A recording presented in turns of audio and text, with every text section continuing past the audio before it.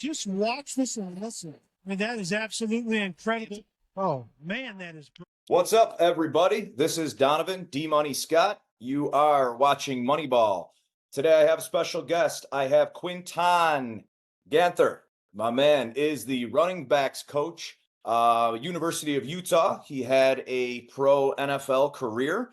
Figured we'd chop it up for a little bit, get to know this man, have a little fun. Nothing too pressing, no SAT type stuff here. So how's it going, man? It's going good, man. Just enjoying this spring right now, trying to get ready for a new season.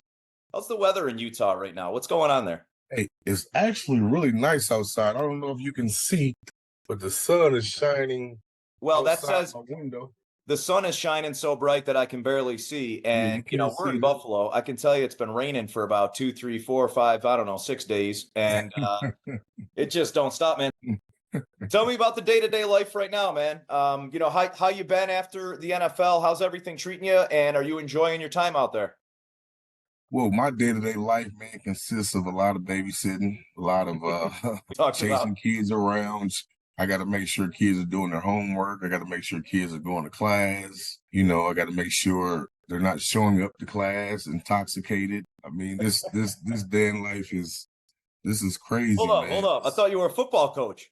Hey, I'm a football coach, but I wish all I could do was coach football because coaching football is 20% of your job.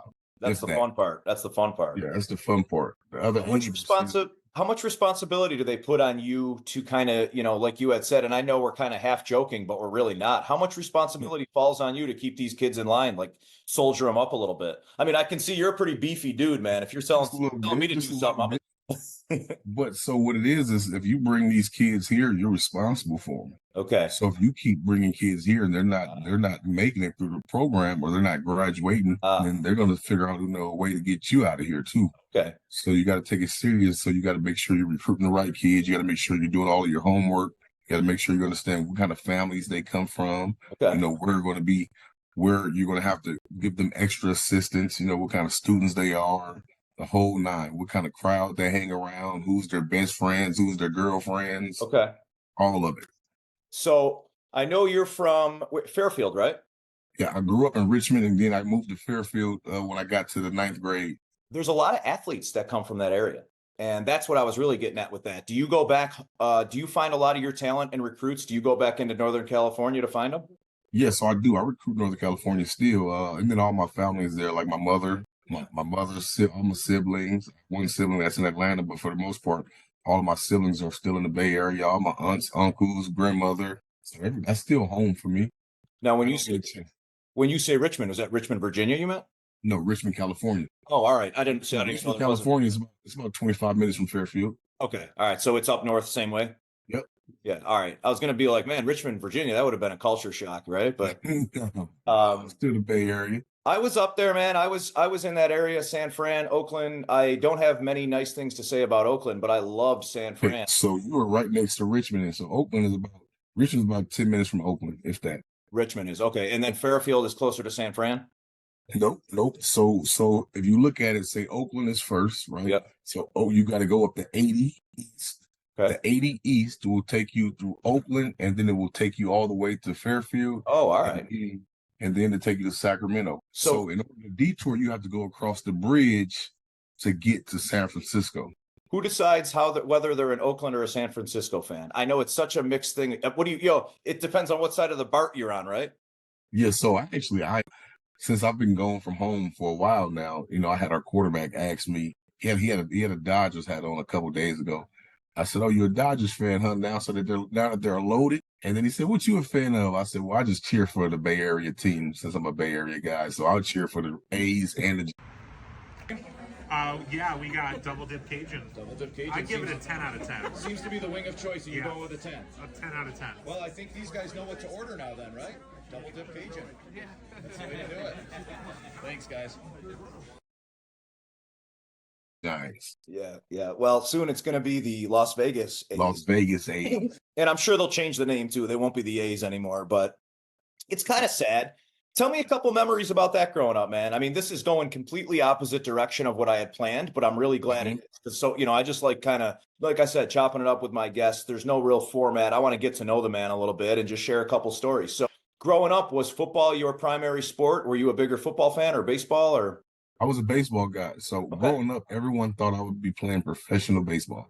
Were you good? Because I was really good at it. Okay. I was really good at it. Now I have twin boys.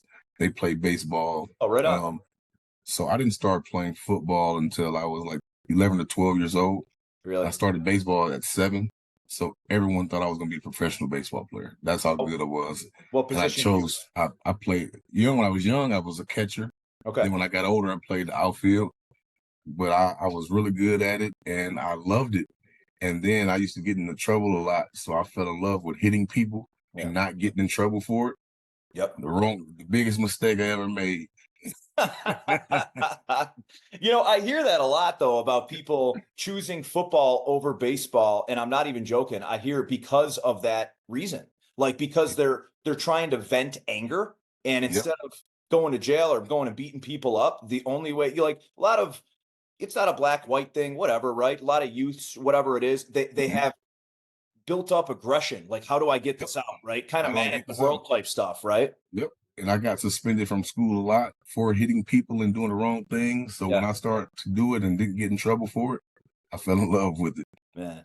Do you remember going to A's games or Giants games when you were here? Oh, yeah, most definitely.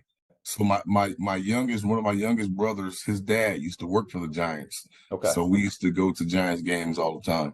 Okay. Yeah, that's cool, man. Back then you had, the A's were more famous back then, right? Because you had McGuire and Seiko. But we still had like Will Clark. Yeah. And we had some good players on the Giants still. You had Will Clark is definitely ringing, and who's the other? Kevin Mitchell. You had Kevin Mitchell. Remember that guy? Mitchell. Yeah, I do. He was a solid player, man. He liked to go beat people up too, I think. Yeah. He should have been playing football, I think. Oh yeah. How is the transition from playing to coaching? Was it easy for you? Well, it was different because as a player, you're just, how I looked at it as a player, I just wanted to know my assignment, and made sure I didn't make any mistakes. So everyone really thought I knew a lot about football when I really knew nothing about football.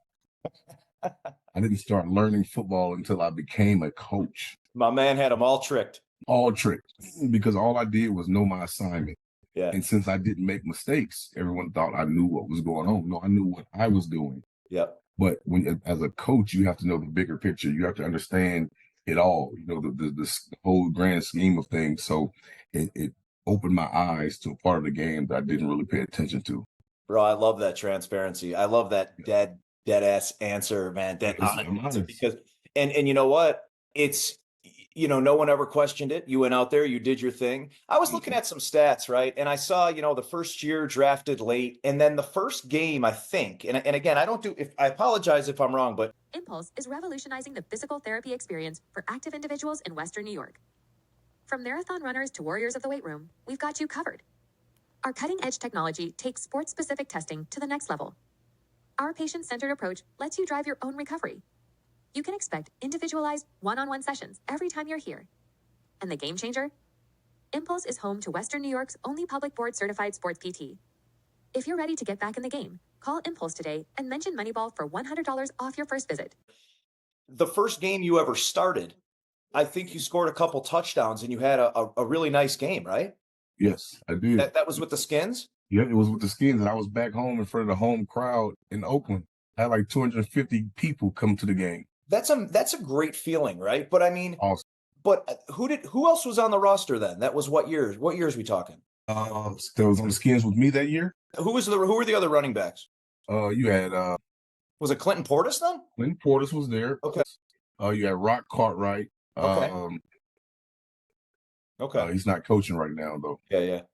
So, you keep in touch with these guys, you make some friends, maybe you make some enemies, right? There's always battling over positions and things like that. Mm-hmm. What would you say, tell me a little about the family life of the NFL. Do you think anything has changed from where it was then to where it is now? Do you think it's more just a business now and there was a little more brotherhood back then?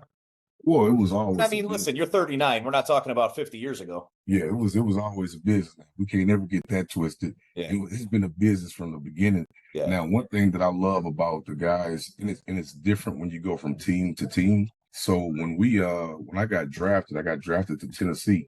Yeah. So the guys that I got drafted with, like Vince Young, Lindell White, Yeah. Stephen Tulloch, Yeah. Cortland Finnegan, Yeah. like me, Vince Young, Lindell White, we still talk all the time. Oh, no way. And then we go to Chris Johnson, Keith Bullock, all of those guys. Like we're on a group thread. And that was your first team. And that was your first team. So that's almost like the family, right? See, that's what I mean. Family. So yeah, you get drafted and come onto that team as a family because everybody's either a first or second year guy.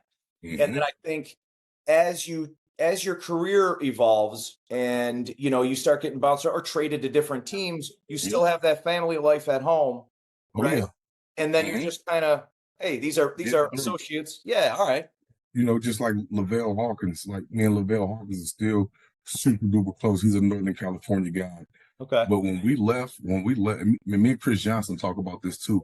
When we left Tennessee, it was never the same again. Yeah. Like the family atmosphere was gone because now you're these aren't your guys that you came in with or you've been around. So now you're kind of an outsider. You're coming to another team. You're outside, even if you're there for a while. No, I know. I know what you're saying. It's a weird dynamic. Because you built that foundation, man. You laid the bricks. You laid the bricks in Tennessee, and then someone had already laid those bricks when you came in Washington. You know what it's almost like in a crazy cosmic level? Think about like almost Richmond to Fairfield, right? Think about your neighborhood when you were a kid. And any other neighborhood will never be like that first neighborhood, right? Yeah. Like Carnegie represent for me, man. Like it's nothing will ever be the same, Like for example, I'll give you an example, and I had to get on Stevie's case one day. So by the time I got to Buffalo, me and Stevie already knew who we were. We knew of each other, but we hadn't really hung out together or anything like that. So I was in Buffalo for about a week before Stevie said something to me.